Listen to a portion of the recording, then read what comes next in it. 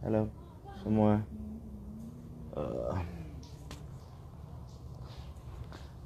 Oke, sudah ada. Hai, wave. Ya, selamat malam semua. Ini dengan Theo. Eh, saya dari Duanyam dan Kreologi, Project Manager untuk Hulu Sungai Utara. Jadi malam hari ini kita ingin ngobrol-ngobrol bersama salah seorang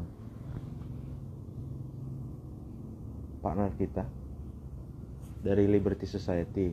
Oke, ini udah ada. Send a request. Oke, go live. Hmm. Hai Tio. Oke. Jadi sebelumnya buat teman-teman yang baru dengar, Duanyam itu merupakan salah satu usaha yang fokus pada. Hai Ana. Hai, hai Mas. Halo. Ini Masih kita connected kedatangan ini. Ana. Iya, it's okay. Sambil cerita-cerita dulu, masih pembukaan juga Ana. Oke, boleh. Uh, udah makan malam An? Belum sih. Oke. Belum. Oke, jadi tadi baru cerita, jadi memperkenalkan kembali Duanyam itu sebenarnya salah satu apa ya, startup yang kita berfokus pada pemberdayaan perempuan. Dengan produk kita merupakan produk kria yang berbahan serat alami dari segala penjuru Nusantara. Itu mimpi besar. Dan kreologi ini merupakan sebuah pengembangan aplikasi yang akan menjadi menggabungkan komunitas serta pelatihannya. Makanya sekarang di Duanyam ada yang Duanyam ya untuk produknya, dan ada kreologi untuk yang apps-nya. Itu kira-kira. Jadi kita sekarang lagi live dari kreologi, dan malam hari ini kita kedatangan teman kita Ana Maria dari Liberty Society. Halo. Iya, Hai halo semuanya. Um, Ana, ini langsung perkenalkan mau, diri atau gimana nih, Mas? iya silakan perkenalan diri dulu Ana. Oke, halo selamat malam semuanya yang lagi nonton. Terima kasih karena udah tune in. Nama saya Ana Maria, saya selaku Marketing Communications Lead dari Liberty Society. Nah, Liberty Society ini sendiri adalah sebuah social fashion enterprise di mana kami bertujuan untuk menciptakan fashion yang transparent, impactful, dan purposeful. Dan kami memberdayakan komunitas perempuan refugee gitu. Nah, ini nih yang menarik nih dari teman-teman di Liberty Society. Uh, Ana tadi cerita soal wanita refugee. Nah, boleh diceritain nggak Ana, kenapa teman-teman di sana memilihnya wanita refugee? Oke, jadi sebenarnya latar belakang kenapa bisa kami berfokus untuk memberdayakan kelompok wanita refugee sendiri itu sebenarnya kembali ke ini ya Mas, pendiri kami Hmm? yang memang punya hati, punya passion untuk membantu komunitas ini dari awal berdirinya Liberty Society. Dan selain itu memang kami mengobservasi bahwa sebenarnya isu refugee di Indonesia itu diabaikan. Padahal ada 14.000 refugee yang ada di Indonesia dan 7.000 diantaranya itu ada di Jakarta. Dan kalau kita lihat, kalau teman-teman di sini lihat atau searching beritanya, sebenarnya cukup memprihatinkan ya. Mereka mengalami banyak penolakan dan mereka harus terpaksa meninggalkan negara mereka, kehidupan mereka yang mungkin sudah jauh lebih nyaman pastinya di negara mereka, di Iran, Afghanistan, dan sebagainya. Dan mereka ke sini tidak kenal siapa-siapa, tidak bisa bekerja, tidak bisa mendapatkan hak-hak dasar lah sebagai manusia gitu di negara kita. Jadi karena itu kami memutuskan untuk memberdayakan komunitas ini, tapi juga memberikan dampak positif bagi komunitas lokal melalui campaign-campaign yang kami lakukan gitu. Oke, nah ini tadi menarik nih. Perjalanannya Liberty Society dengan wanita refugee yang tersebar di seluruh Indonesia ini udah dimulai dari kapan ya, Ana? Kita sendiri itu mulai dari awal 2019, Mas. Jadi udah setahun lebih, masuk ke 2 tahun sekarang. Oke. Nah, tadi kan katanya ada 7.000 di sekitar Jakarta, berarti ada 7 ribuan lain lagi. Itu eh, yang terkonek semua kah atau ada sebagian saja? Terus kira-kira gimana mengkolaborasikan si wanita-wanita refugee ini biar biar apa ya? Terempower dan ikut menjadi apa ya, sumber daya manusia yang masuk di dalam kegiatan ekonomi yang dilaksanakan oleh Liberty Society. Oke, kalau untuk semua refugee yang ada di Indonesia sendiri itu dinaungi oleh organisasi yang namanya UNHCR. Itu organisasi dari PBB. Namun untuk Liberty Society sendiri yang kami empower atau yang kami berdayakan, komunitas kami itu tersebar di Batam, di Serpong, Tangerang, dan juga di Bogor. Nah, di masing-masing pusat komunitas kami ini yang tersebar di 3 lokasi ini, jumlah ibu-ibu atau perempuan refugee yang kami berdayakan ada sekitar 20 sampai 30 orang per lokasi. Nah, seperti itu. Mhm. Nah, Kalau untuk mhm. Kalau kalau untuk apa tadi? untuk kita kayak rebutan ya Mas ya Iya, ngomongnya. sejujurnya Terlalu saya masih excited grogi ya ya. Ini kayaknya. pertama kali saya IG live seumur hidup saya, Anda. Jadi Oh iya, maafkan aku. saya juga jarang sih. Saya juga jarang. Nggak apa-apa, kita sambil ngobrol santai ya. Teman-teman di sini Iya. nggak bosan lah ya dengan kita. Oke, gimana Mas? Jadi ini kan eh, melibatkan wanita-wanita refugee, mereka yang eh, memilih untuk lari dari tempat asalnya begitu karena ada konflik di sana, berdiam di sini kebingungan, lalu Liberty Society datang kasih mereka alternatif untuk melakukan penghidupannya, memperjuangkan penghidupannya untuk lebih layak dengan motif ekonomi sebagai salah satu sumber daya tadi kan itu yang dimanfaatkan sebenarnya kan. Liberty Society datang isi gap di sana. Nah, uh, tapi gimana modelnya bisa ngisi gap di sana? Karena nggak mungkin mereka semua yang kerja kan. Sebenarnya dari awalnya deh, produk-produk Liberty Society itu bisa sampai ke tangan kita kalau kita pesan di shopnya kah, lewat Instagram atau lewat channel yang lain. Dari pertama kali datang bahan baku, peran mereka di mana sebenarnya biasanya? Oke, jadi sebenarnya gini sih Mas, kalau kita ngomongin soal rantai Mhm, pasok kita ya, atau supply mhm, chain management kita. Nah, sebenarnya ini sesuatu yang sangat krusial dan bisa tricky juga buat usaha-usaha yang terutama bergerak di bidang fashion ya. Nah, kalau di Liberty yap, yap. Society sendiri itu sebenarnya ada 3 tahapan besar lah. Ini 3 tahapan yang umum saya rasa di semua bisnis atau brand fashion gitu. Pertama ada pre-produksi ya. Pre-produksi ini kita terdiri dari mulai dari pembuatan desain, pemikiran konsep, kemudian mencari bahan baku, pembuatan pola. Lalu, nah yang menarik nih Mas, komunitas Mhm. refugee ini sebenarnya kita berikan training dan kelas-kelas. Jadi bukan hanya kita pekerjakan, oke kalian kita gaji gitu. Bukan seperti itu. Kami percaya bahwa pemberdayaan atau empowerment yang sesungguhnya itu bisa terjadi bukan hanya melalui uang, tapi kita benar-benar memberikan bekal buat mereka melalui ilmu, melalui pengetahuan. Nah, karena itu Liberty Society memberikan training-training setiap minggunya, mulai dari kelas menjahit, kelas bahasa Inggris, kelas bahasa Indonesia, dan sebagainya. Jadi, setelah mereka di training dan mereka sudah mampu untuk bisa menciptakan produk yang bisa dijual ke konsumen, nah, nanti barulah mereka dilibatkan dalam proses produksi Mhm. seperti itu. Nah, setelah proses produksi kita QC, kita adakan QC ya untuk memastikan semua produk itu sesuai standar. Nah, di situ baru kita distribusikan sampai ke tangan klien seperti itu. Oke. Nah, biasanya latar belakang refugee yang ada itu apa sih sebenarnya sejauh ini yang Ana dan teman-teman di Liberty Society temui? Lalu kan nggak semua otomatis bisa menganyam gitu ya. Proses capacity building bisa ke sana atau melakukan proses produksi. Kalau di Duanyam kan menganyam. Hmm. Nah, nah kalau di Liberty Society biasanya peran-perannya mereka gimana? Ana Oke, pernah ikut nggak pelatihan? saya pernah berkunjung sih pada saat mereka sedang mengadakan pelatihan, tapi saya sendiri nggak turun tangan langsung gitu. Ada jadi di tiap lokasi kita sebutnya itu House Ya. of Freedom.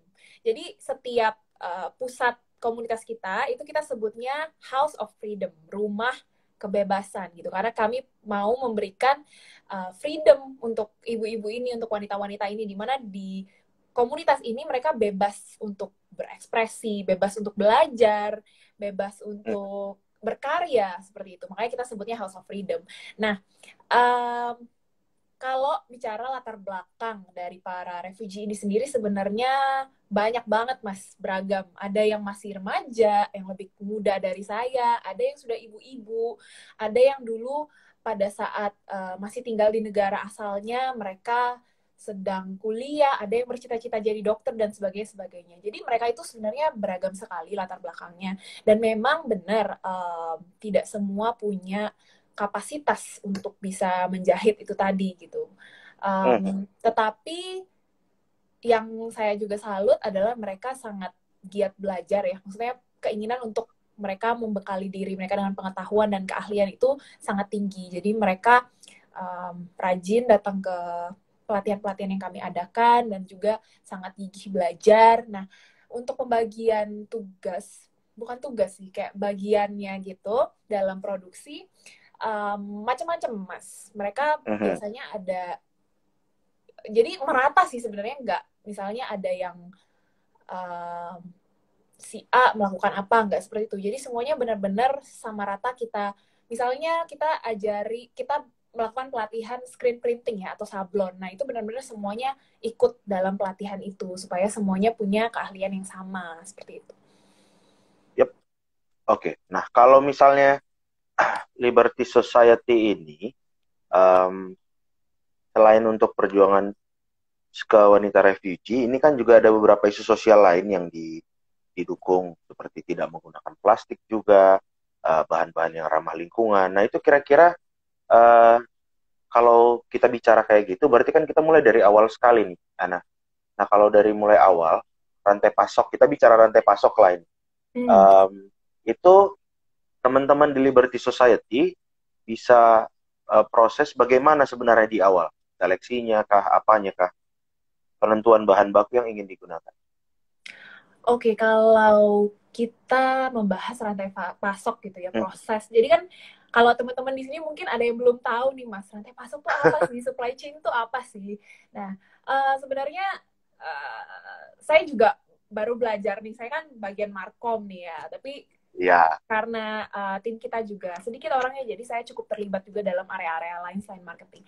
Nah, saya jelaskan secara singkat aja nih buat teman-teman. Jadi supply chain atau rantai pasok itu secara singkat bisa dibilang sebagai tahap-tahap yang diperlukan untuk mengolah bahan baku, dan pokoknya dari awal sampai produk itu bisa jadi dan sampai ke tangan konsumen.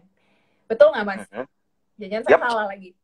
Enggak, kayaknya udah pas. Udah pas ya, kira-kira seperti itu. Nah, kalau di Liberty Society sendiri, memang seperti yang tadi saya sudah sempat singgung sedikit juga, tentunya ada di tahap pre-production, itu kita mulai dari desain dan sebagainya. Nah, di sini untuk pencarian bahan baku sendiri, itu kita upayakan supaya bahan-bahan yang kita pilih itu adalah sustainable dan ramah lingkungan. Jadi bagaimana sih caranya kita mencari bahan-bahan yang ramah lingkungan? Nah, pertama, memang di Liberty Society sendiri, tim kami berusaha untuk mencari supplier. Kita mengumpulkan database lah, supplier-supplier yang kita jadikan partner, yang memang mereka kita ketahui punya bahan-bahan yang ramah lingkungan dan punya sertifikasi resmi sebagai standar yang menyatakan bahwa bahan ini diproduksi secara ramah lingkungan dan bertanggung jawab gitu. Nah, sertifikasi ini itu ada banyak sekali sebenarnya. Kalau untuk bahan-bahan tekstil, ada Oekotex, lalu ada FSC, banyak sekali sertifikasi, tapi itu teknis lah ya.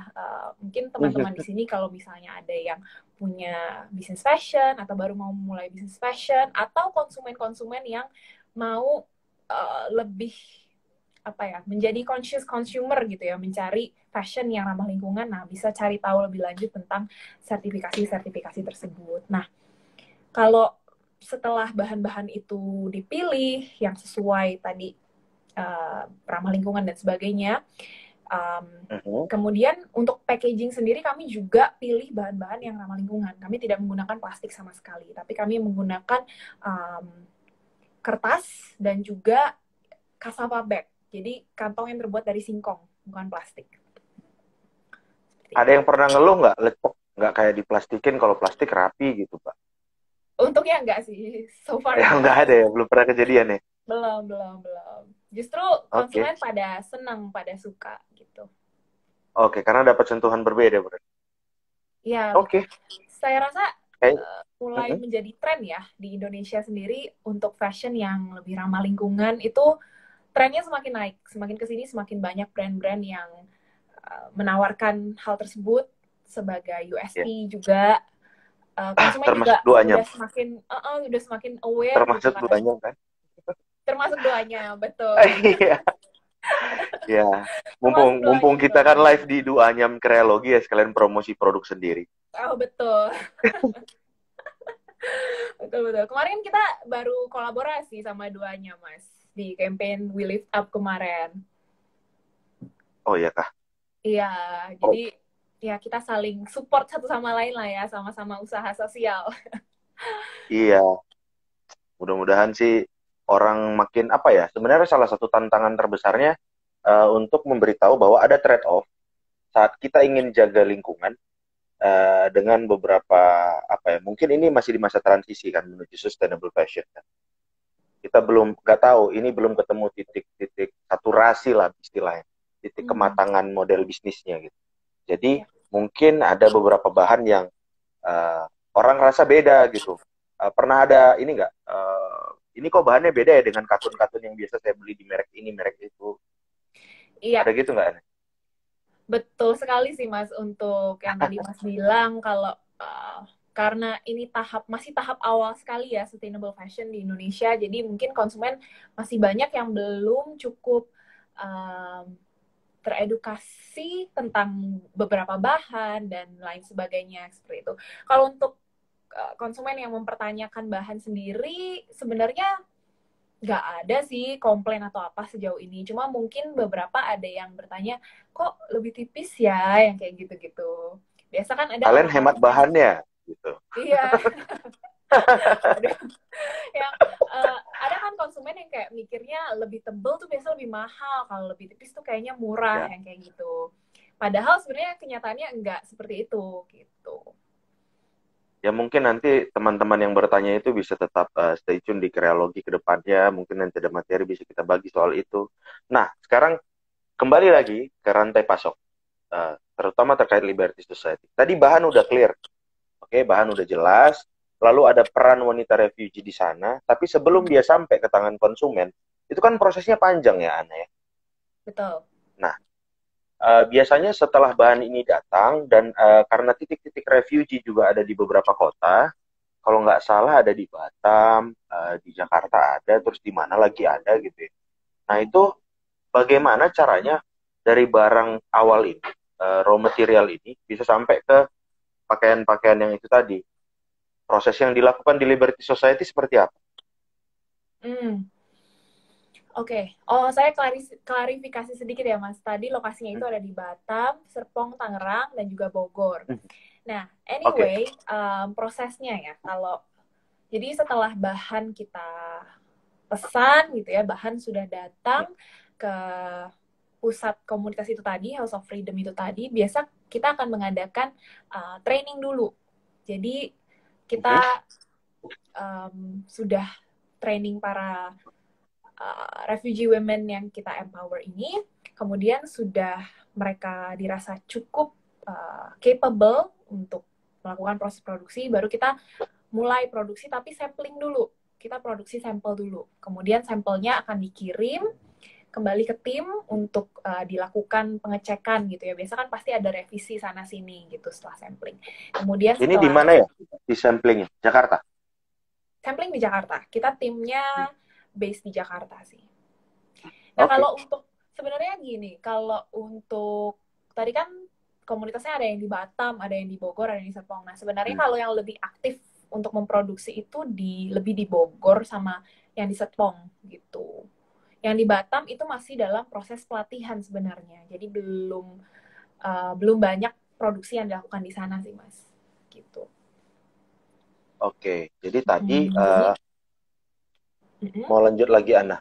Dari Ya, sampling lanjut ke mana dia? ya, setelah sampling, revisi, pokoknya direvisi biasa 2 kali lah, 2 kali revisi. Setelah udah dirasa cukup baik, sudah bisa dilanjutkan ke tahap produksi, baru di situ kita lanjutkan ke tahap produksi.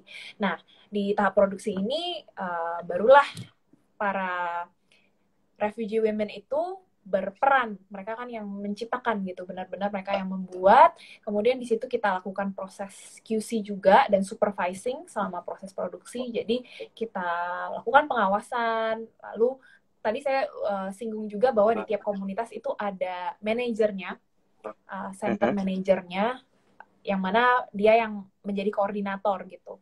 Kemudian di QC, setelah lolos QC, barulah didistribusi. Seperti itu sih, Mas, singkatnya. Oke, berarti tadi dari awal alatnya bahan bakunya dipastikan sudah memenuhi standar sustainable dengan segala sertifikat dan seleksi yang sudah dilakukan oleh tim Liberty Society. Lalu nanti di masing-masing site ada manajernya, ada juga para pekerja yang wanita refugee, tapi dengan catatan mereka sudah dapat capacity building dan lolos dulu ya dari tim Liberty Society. Baru proses produksi dimulai, ada sampling, kalau samplingnya belum oke direvisi lagi, kembali lagi, kalau sudah oke baru masuk ke proses produksi. Nah, artinya itu yang baru masuk ke katalog, kalau dipesan itu yang sampai ke tangan kita. Kira-kira gitu ya? Ya, kira-kira seperti itu, Mas. Oke, cute bear. Kira-kira dari kawan-kawan ini semua ada yang mau bertanya tentang strategi rantai pasok Liberty Society, boleh dicantumkan juga di kolom komen. Nanti satu persatu kita akan tanyakan kepada Ana. Marketing Communication dari Liberty Society. Nah, ini kan walaupun memang baru berjalan hampir 2 tahun ya, Ana ya. Betul. Oke, Ana, jelas tidak? Tadi kayaknya lagi loading dia, Ana. Jelas-jelas kok, Mas. Oh, oke, ya udah. Nah, ini kan Liberty Society-nya sendiri kan berjalan hampir 2 tahun. Gitu ya. Yes, Nah, betul. kalau selama 2 tahun ini, uh, ada tidak permasalahan, terutama dalam proses produksi, ada gap, misalnya gap bahasa, gap kultur kah? Maksudnya ya, kalau wanita-wanitanya biasa berasal dari mana ya, Aneh?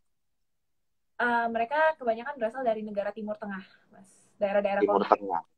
Hmm. Terus ya, kalau nggak bisa bahasa Inggris, atau ada yang nggak bisa bahasa Inggris, sesekali ya bahasa Tarzan gitulah ya, pasti kan. Nah, kalau misalnya gara-gara gap bahasa dan gap kultur itu pernah ada misproduksi atau apa nggak? Kalau untuk hambatan-hambatan interkultural gitu ya, bahasa, budaya, dan lain sebagainya, tentu banyak. Sering kita jumpai. Untuk pengalaman hambatan yang terjadi gara-gara masalah bahasa dan lain sebagainya sih ada tentunya, Mas. Contohnya itu miskomunikasi. Misalnya kita mau produksi satu produk gitu ya, terus kan di situ ada kita jelaskan desainnya seperti ini, bahannya bla bla bla, mau seperti apa, jumlahnya berapa, ukurannya apa-apa aja, yang seperti itu bla bla bla. Kemudian ketika tadi kan ada proses sampling tuh. Nah, ketika dilakukan sampling biasanya salah gitu. Atau misalnya sudah masuk ke tahap produksi tapi ada beberapa yang tidak lolos quality control dan sebagainya karena itu tadi, karena miskomunikasi itu tadi. Jadi ya masalah-masalah seperti itu sih yang biasa terjadi gitu. Kalau strategi pencegahannya biasanya dari teman-teman di Liberty Society gimana? Pakai sampling itu biasanya beres ya? Ketahuan nanti.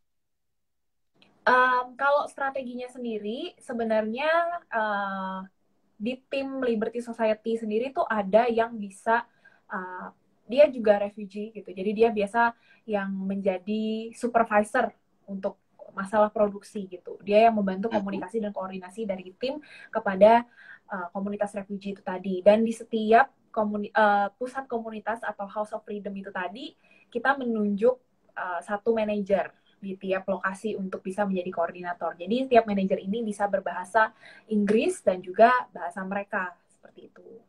Jadi Oke. strateginya seperti itu sih, lebih ke teamwork. Dan sebenarnya strategi lainnya adalah ya komunikasi secara terbuka dan evaluasi secara reguler kepada tim gitu. Misalnya kita sudah melakukan suatu produksi gitu dan ada masalah apa, kita evaluasi dan kita kumpulkan semua tim dan kita komunikasikan mungkin evaluasinya ini ke depannya apa yang bisa kita perbaiki, seperti itu sih. Oke. Nah, Ana ini kan mumpung lagi pandemi ya. Yap, Nah, jadi sementara apa ada strategi khusus nggak dari Liberty Society misalnya dalam proses produksi, protokol kesehatan pasti dijalankan lah ya. betul, betul. Eh, Maksudnya di luar daripada itu menanggapi pandemi ini, terus nanti barangkali ada curhat-curhat soal pandemi dengan Liberty Society yang dihadapi Liberty Society. Kayaknya semua UMKM merasakan kesulitan di masa pandemi. Betul sih, betul sekali Mas. Ini pandemi itu benar-benar mengefek semua industri ya, kayaknya bukan cuma fashion dan bukan cuma Liberty Society yang kena, tapi kami yakin semua di sini kena dampaknya. Nah, kalau strategi ya selama pandemi sendiri, di kita mungkin lebih memanfaatkan teknologi itu tadi sih. Jadi kalau untuk tim kita sendiri, sekarang semuanya WFH, dan kita benar-benar berkomunikasi rutin melalui online meetings, melalui grup, dan sebagainya. Jadi kalau saya boleh kasih tips mungkin, uh, selama pandemi ini harus meningkatkan komunikasi lebih lagi sih dalam tim gitu. Oke. Eh, Misalnya meningkatkan komunikasi, mempersering meeting-meeting online gitu. Atau Ya, ketemuan kalau juga nih dengan teman-teman Liberty Society. kalau untuk tim inti sendiri kita biasanya meeting online. Tapi kalau untuk ketemu kita kadang biasa mengunjungi House of Freedom kita yang ada di Bogor dan Serpong sih. Biasa setiap Oke. di per sedikit, nggak seintensif dulu gitu kita mengunjungi House of Freedom ini. Biasa paling 1 bulan itu 2 kali. Kalau dulu berapa kali? 1 bulan 4 kali, seminggu sekali. Iya, biasa bisa segitu. Jadi ya setengahnya lah kita turunkan frekuensinya. Karena kan Mungkin juga ini. mungkin buat yang baru bergabung, Ana masih bingung dengan istilah House of Freedom. Boleh dijelaskan lagi nggak? Oke, jadi halo semuanya yang baru bergabung. Tadi kita ada cerita-cerita panjang lebar ya Mas ya soal Liberty Society dan supply chain manajemennya. Nah, House of Freedom itu sendiri adalah pusat komunitas atau community center kami. Jadi kami sebutnya House of Freedom karena kami ingin para wanita-wanita refugee yang tergabung di dalamnya bisa merasa bebas di rumah itu gitu, di training center ini. Bebas untuk apa? Bebas untuk belajar, bebas untuk berkarya, bebas untuk berekspresi, dan ya mendukung satu sama lain gitu. Makanya namanya House of Freedom. Bisa dicek loh Instagramnya @houseby_liberty. Kalau teman-teman di sini mau tahu lebih lanjut, bisa dicek nama Instagramnya @houseby_liberty. Ya, saya sambil cek juga ini. Boleh, boleh, Mas. Berarti. Iya, soalnya memang kalau tadi kan kita sempat cerita juga soal bagaimana itu jadinya, eh, tadi sistem monitoringnya dia lewat sampling tadi yang dicek kembali, kalau sudah oke baru jalan. Lalu ada juga tadi soal yang monitoring ke House of Freedom ya, berkunjung ke sana 2 kali 1 bulan sekarang ya. Kalau dulu Ana berarti bolak-balik ya, Serpong Bogor gitu. Udah pernah ke Batam ya tapi. Kalau ke Batam belum, tapi kalau ke yang Bogor, saya udah pernah. Yang di Serpong ini sebenarnya baru resmi. Baru bulan lalu Oke. resmi. Mhm. Tuh. Kita ada tim member lain sih, bukan saya yang biasanya lebih rutin terlibat dalam terjun di lapangan untuk proses produksi dan pelatihan. Oke. Ini udah mulai banyak yang bertanya. Ini satu-satu kita jawab ya, Ana ya. Oke, Oke, coba boleh-boleh. kita. Ini ada satu dari Vero Popdi. Banyak Y-nya dia. Mau nanya dong, Kak, kendala apa yang dialami Liberty Society dalam melakukan produksi selama pandemi ini. Itu dari Hmm. Vero Kopi tadi. Oke, langsung kita jawab Lalu, aja, Mas. Atau kita iya, tampil dulu? boleh, boleh Boleh. aja. Sama satu lagi sekalian deh sama yang Oke, Via, tapi boleh, Via boleh. ntar aja. Iya, Boleh. karena yang satu soal produksi, yang satu soal marketing. Ada kendala nggak dalam marketing mengingat Liberty Society membawa sebuah gerakan dari Via 1513. Boleh Hmm. dari yang di Vero Kopi dulu aja. Oke, kalau Kendala untuk produksi selama pandemi, gimana, Ana? ya, kalau untuk kendala selama produksi ini pastinya ada ya. Yang pertama tadi masalah komunikasi karena kita jadi nggak bisa sesering itu untuk mengawasi proses produksi. Jadi kebanyakan feedback atau diskusi itu dilakukan secara online.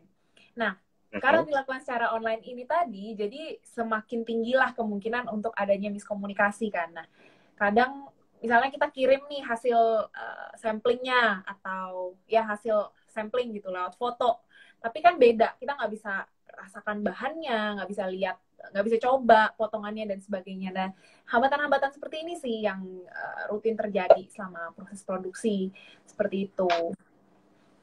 Kalau untuk marketing, wah, Ya, marketing gimana nih?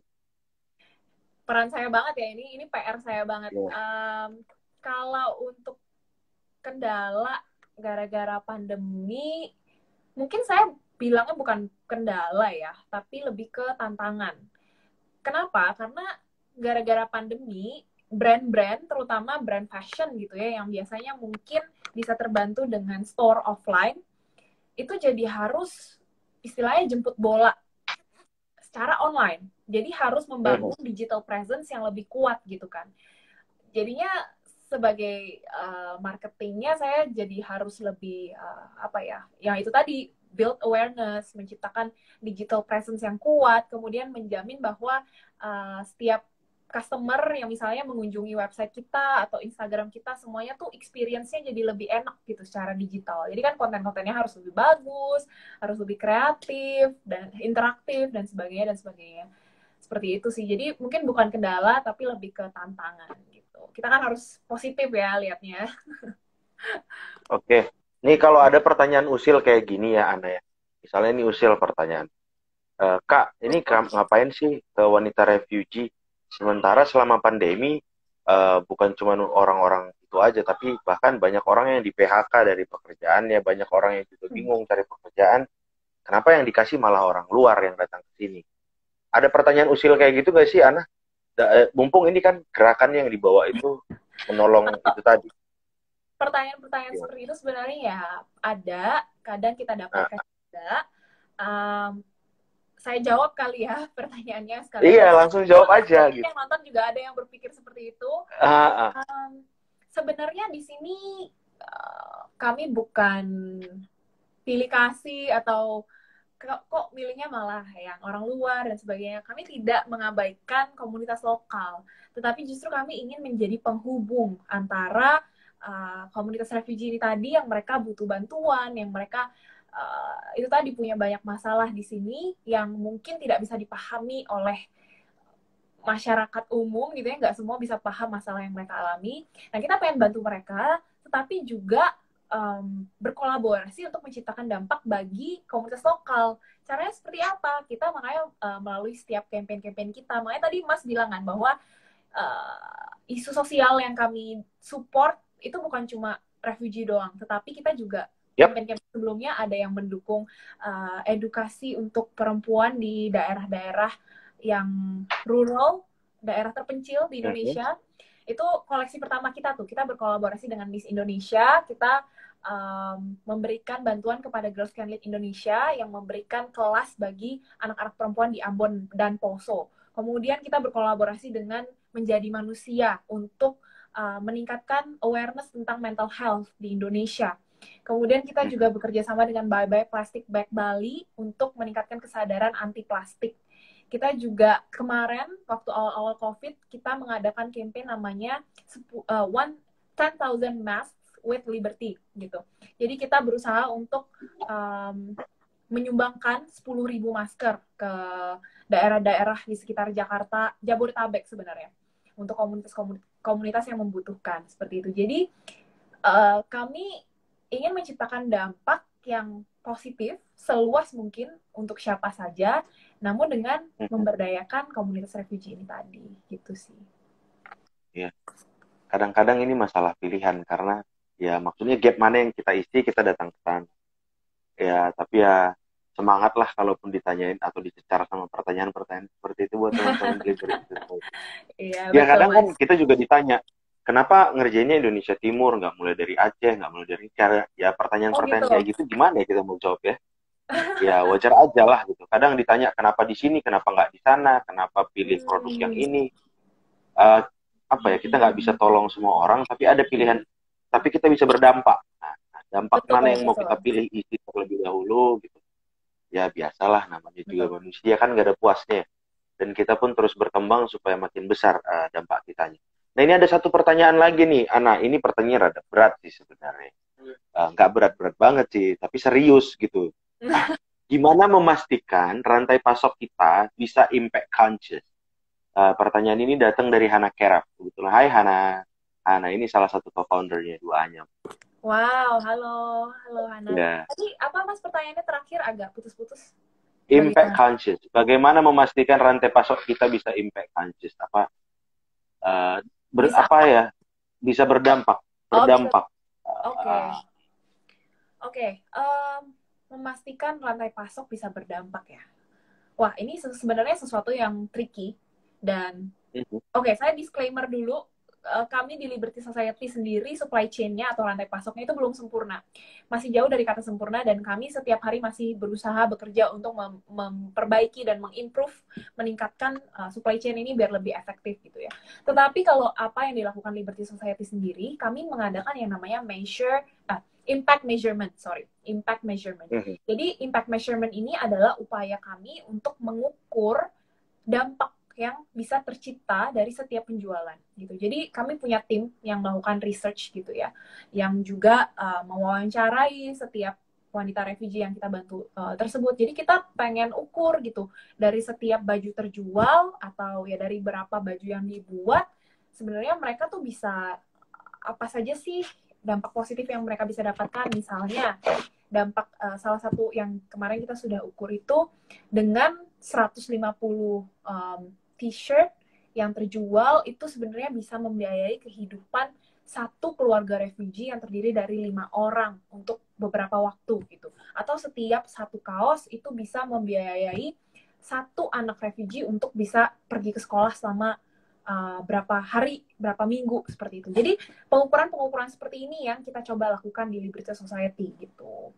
Supaya bisa terukur dan bisa terlihat, oke, ternyata memang peran mereka di Liberty Society dan semua yang kita lakukan lah basically itu bisa benar-benar memberikan dampak positif buat mereka. Gitu. Karena kan memang inti dari Liberty Society, dari bisnis ini semuanya itu bukan profit sebenarnya, maksudnya bukan itu fokus utama kami, tapi kami ingin memberikan purpose dan dignity untuk komunitas wanita yang kami empower, yang kami berdayakan, dan juga membantu mereka meningkatkan derajat kehidupan mereka secara keseluruhan. Seperti itu. Oke. Dampak-dampak yang tadi Ana ceritakan itu bisa kita lihat di mana? Ada halaman tersendirinya nggak? Bisa dilihat di website, kita ada blog, di situ bisa dibaca-baca. Dan sebenarnya untuk data-data ini masih dalam proses kita akan sajikan dalam bentuk yang lebih mudah dicerna. Nanti ditunggu ya, lagi dalam proses. Oke. Project saya nih yang Jadi, lagi ongoing. ya. Oh gitu, itu PR-nya Ana berarti ya. Ana nih punya PR ini. Ana tadi, itu tadi Hana sudah apa? Balik-balik jadi. Ana sudah menjawab pertanyaan Hana tadi, terus satu-satu nih kita cek lagi. Ini dia. Dari Dian Fitriani kali ya, 98. Okay. Proses monitoring itu, proses monitoring terhadap proses produksinya bagaimana, Kak? Nah, ini mungkin. Okay. Kalau untuk proses, kenapa Mas? Enggak, silakan Kak Ana jawab. Oke, saya jawab. Kalau untuk proses monitoringnya sendiri di lapangan, kita punya koordinator lapangan gitu ya. center manager kita sebutnya. Jadi beliau-beliau inilah yang akan mengkoordinasikan gitu apa yang diharapkan oleh perusahaan, oleh Liberty Society. Dia akan mengkomunikasikan hal itu kepada para refugee-nya yang membuat, dan sebaliknya gitu. Jadi dia yang menjadi jembatan gitulah. Nah, selain itu kita sendiri, tim inti kita juga sering untuk melakukan kunjungan ke sana ya, untuk supervise, mengevaluasi, mengawasi, dan sebagainya. Nah, kalau di lapangan itu, tetapi di luar itu, super atau monitoringnya itu diadakan melalui komunikasi digital, melalui WhatsApp, dan komunikasi lainnya. Seperti itu sih. Cukup menjawab atau bingung? Semoga cukup jelas ya. Kalau masih bingung, boleh tanya lagi. Saya akan berusaha sebaik mungkin untuk menjawab. Oke. Kita lagi cek dulu satu-satu. Oke. Kayaknya itu. Oke, dari Ana ini kebetulan ini aku lagi buka ya halaman impact-nya dari sini. Ethical, transparent, and impactful. Ya. Oke. Si transparent ini maksudnya transparan seperti apa sih fashion yang transparan ini? Oke. Transparan di sini maksudnya bukan bisa tembus pandang ya.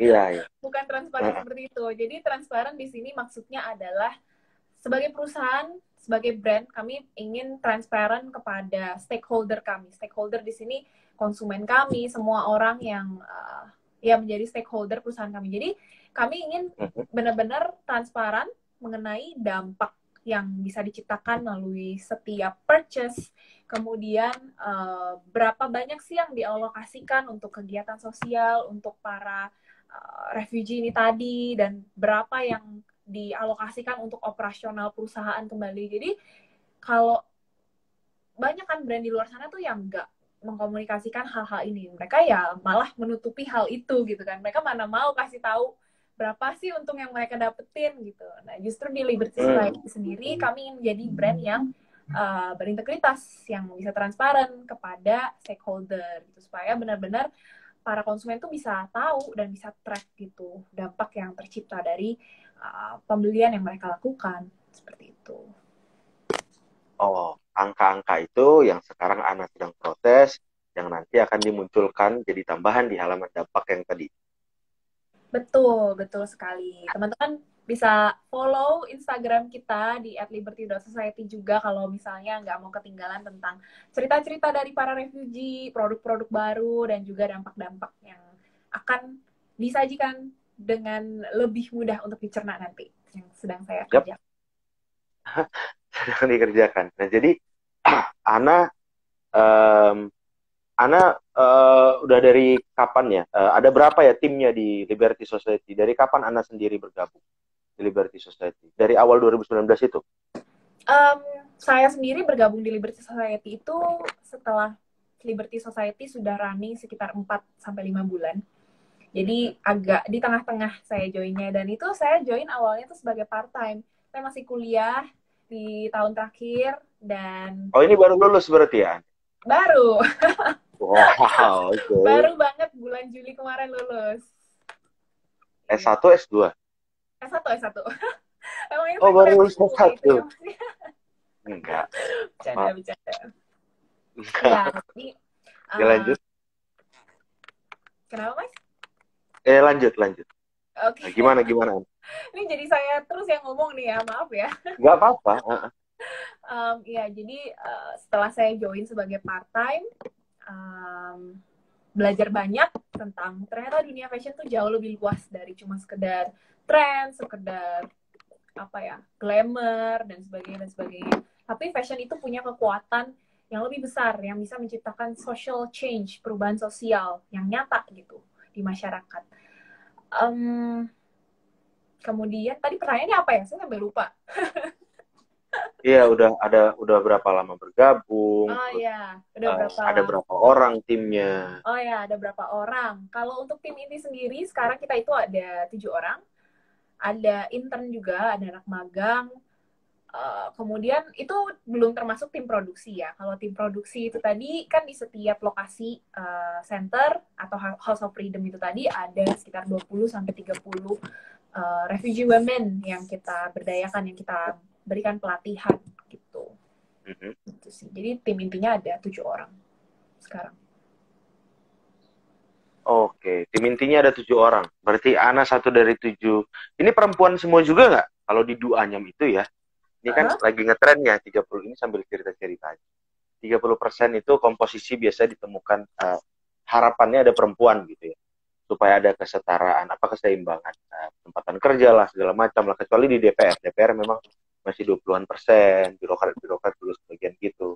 Tapi kalau di Duanyam kami ini di bawah 30%. Spesies-spesies seperti saya Ibana.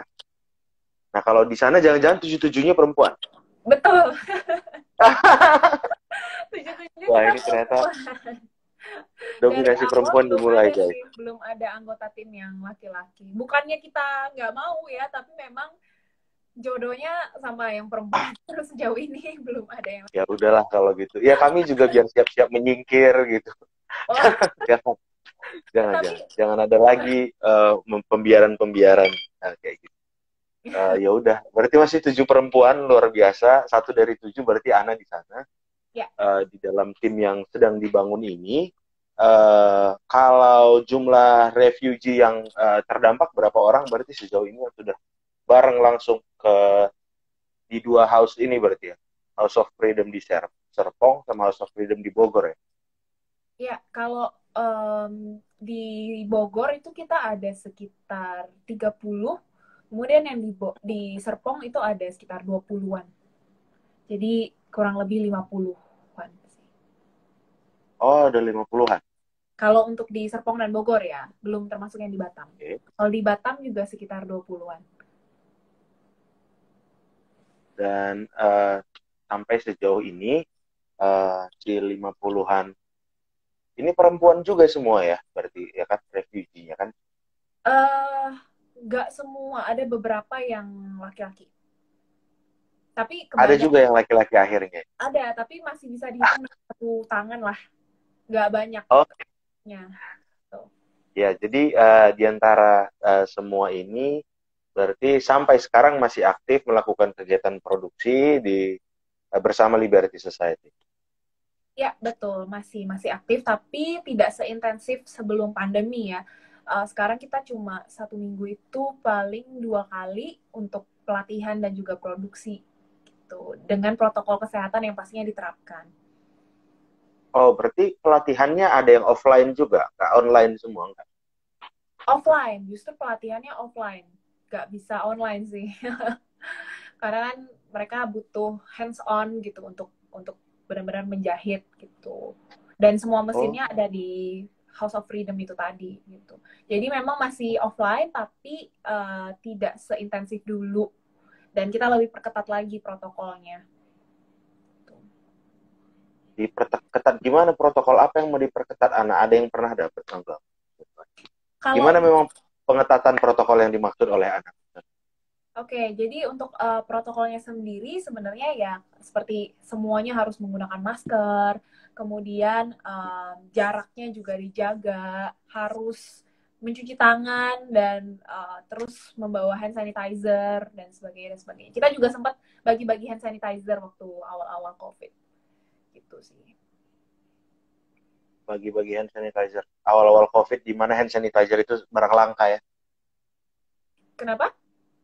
Awal-awal COVID, di mana hand sanitizer barang langka? Di mana hand sanitizer apa, Mas? Sorry, putus-putus. Barang langka. Oh, barang langka. Ya, betul-betul. Ya, ada masa-masa seperti itu kan. Jadi, oke, cek dulu. Kalau sebenarnya pas kita bagi-bagi itu, kita kerjasama sih, Mas, sama. Jadi ada satu komunitas, bisa dibilang, tapi komunitas rumahan, mereka memang bertujuan untuk mendistribusikan hand sanitizer gratis untuk komunitas-komunitas yang vulnerable di sekitar Jabodetabek, dan mereka bikin sendiri tuh hand sanitizer-nya. Nah, kita kerja sama-sama mereka gitu. Oke. Dan mereka jadi solusi di saat kelangkaan itu ya. Kenapa? mereka jadi solusi kelangkaan masa itu ya. Iya, betul. Sekarang untungnya udah lebih gampang ya Mas ya untuk dapat kebutuhan-kebutuhan kayak masker, hand sanitizer, maksudnya harganya udah nggak segila dulu. Dulu kan bisa Langkahnya juga mahal udah nggak kayak banget ya. dulu. Iya. Kalau Ya, di Duanyam sendiri gimana Mas? kalau di Duanyam kita sebenarnya ceritanya kita kan mulai dari daerah timur Indonesia ya. Kalau Mm-mm. saya sekarang itu project manager untuk pengembangan yang di Hulu Sungai Utara. Semangatnya kita datang dari ini apa? Ngelihat bahwa ada motif ekonomi sebenarnya yang dilakukan sudah jadi kekayaan leluhur gitu dari dulu. Terus menggunakan bahan syarat alami. Makanya kita berpikir ada trade off-nya gitu. Dari dulu kita itu menggunakan bahan-bahannya itu ramah dengan alam, ramah dengan lingkungan. Nah, ternyata setelah terjadi inovasi-inovasi, kita malah meninggalkan keramahan dengan alam itu. Terus sekarang kita coba menawarkan kembali. Ini nih, dari seluruh penjuru Nusantara ada. Kalau yang di Flores pakai lontar, ada yang pakai pandan, ada yang pakai syarat-syarat yang lain. Kalau di kebetulan di Hulu Sungai Utara kita menggunakan purun namanya. Purun itu Hmm. semacam rumput ya di daerah gambut. Jadi Hmm. banyak treatmentnya seru deh. Nanti kapan-kapan Ana kalau sempet bisa cari ini cerita-cerita lagi. Oh, ini ada pertanyaan Ana. Kita balik ke Liberty Society kembali. Oke, Gimana cara Liberty boleh. Society dalam meyakinkan para konsumen soal produk yang dijual? Karena pasti di luar sana banyak produk fashion yang mirip dengan yang dijual atau dipasarkan oleh Liberty Society. Ini pertanyaan datang dari Aletea Melody. Oke, thank you Aletia buat pertanyaannya. Ini pertanyaan buat saya banget sih ya, PR saya lagi-lagi sebagai Iya, marketing. semua PR-PR-nya aneh nih dari tadi. Ya, cara kita untuk meyakinkan konsumen ya, sebenarnya lebih melalui storytelling sih. Jadi yang kami coba untuk uh, berikan kepada konsumen di sini bukan cuma produk, maksudnya produknya tetap harus berkualitas dan sebagainya. Tetapi ada value tambahan yang kita coba untuk suguhkan gitu kepada konsumen. Di mana value-nya di sini adalah itu tadi cerita di balik baju-baju ini tuh ada orang-orang yang dibantu loh, ada komunitas refugee yang dibantu loh, dan sebagainya. Jadi memang betul ada banyak produk fashion yang secara mungkin modelnya atau bahannya dan sebagainya sama, tetapi saya rasa salah satu kekuatan dari produk Liberty Society adalah cerita di balik produknya itu sendiri sih, dan siapa yang membuat produknya. Jadi itulah yang coba untuk kami selalu sampaikan kepada konsumen. Gitu. Gimana? Aletea kebeli nggak dengan apa yang diucapkan Ana tuh? Kalau kebeli, ya begitu cara mereka meyakinkan ya. Kalau belum, boleh dikasih sarannya. Buat masukan juga buat teman-teman di sana. Iya boleh banget sebenarnya feedback atau masukan dari konsumen itu penting banget sih, dan di Liberty Society itu sendiri kami sangat menghargai apa yang konsumen kami berikan gitu, evaluasi apa yang mereka berikan.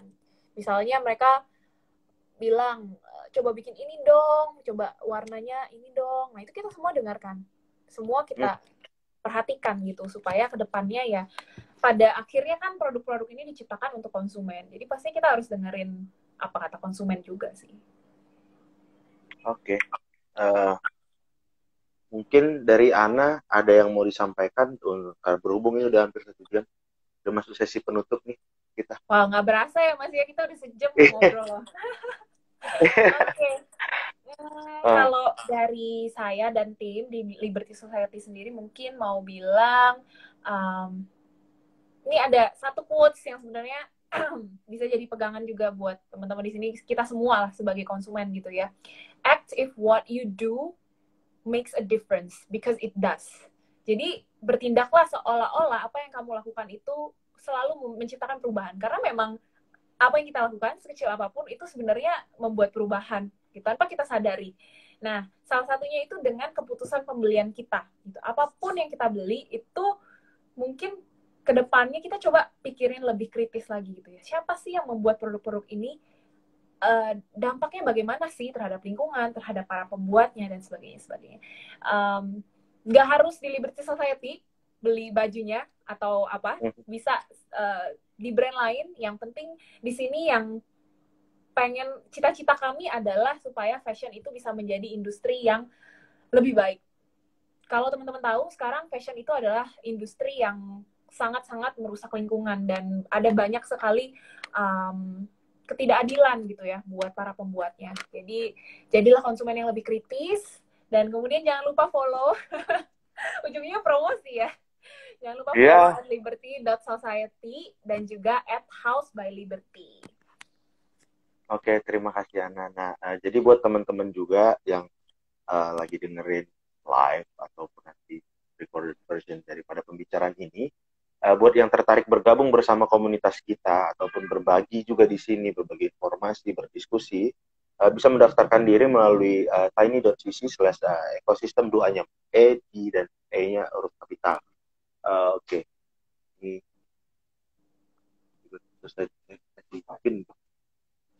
ini memang karena jadi nggak ini dia. Udah.